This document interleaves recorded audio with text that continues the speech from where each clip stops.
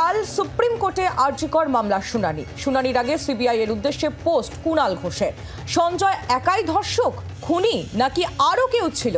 বিচ্ছিন্ন ঘটনা নাকি চক্রের কাজ? অন্য কারণে? তথ্য প্রমাণ লোপাটের চেষ্টা থাকলে তার যথাযথ ইঙ্গিত কি?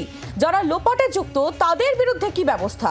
সিবিআই আগামীকাল কোর্টে স্পষ্ট বলুক, এমন মর্মেই পোস্ট করেছেন তৃণমূল কংগ্রেস নেতা কুণাল ঘোষ।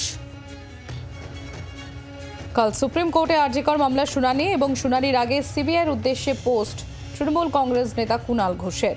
সঞ্জয় একাই ধর্ষক, খুনি নাকি আরও কেউ ছিল?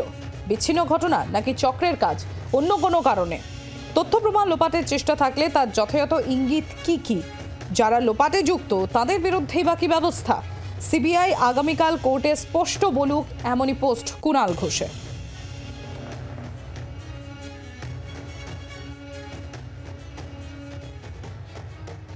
সিবিআই আগামীকাল অর্থাৎ 5ই সেপ্টেম্বর সুপ্রিম কোর্টে স্পষ্টভাবে জানাক, এক, কলকাতা পুলিশ যাকে ধরেছিল সঞ্জয় রায় ধর্ষণ এবং খুনে, সে একাই ছিল না একাধিক ব্যক্তি ছিল?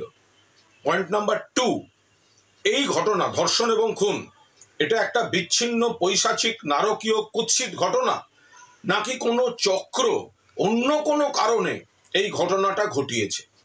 পয়েন্ট নাম্বার 3, যদি সিবিআই কোর্টে বলে যে প্রথমে তথ্য প্রমাণ লোপাটের জন্য প্লেস অফ অকারেন্সে বিকৃতি ঘটানো হয়েছে বলে আমরা তদন্ত এগোতে পারছি না, সেক্ষেত্রে তাদের স্পষ্ট তথ্য দিয়ে জাস্টিফাই করতে হবে যে কেন তারা এই কথা বলছে।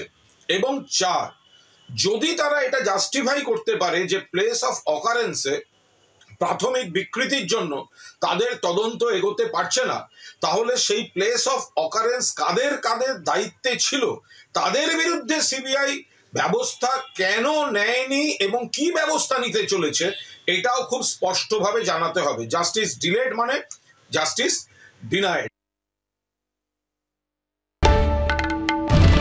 বাংলার আওয়াজ, বাঙালির আবেগ, জি 24 ঘন্টা।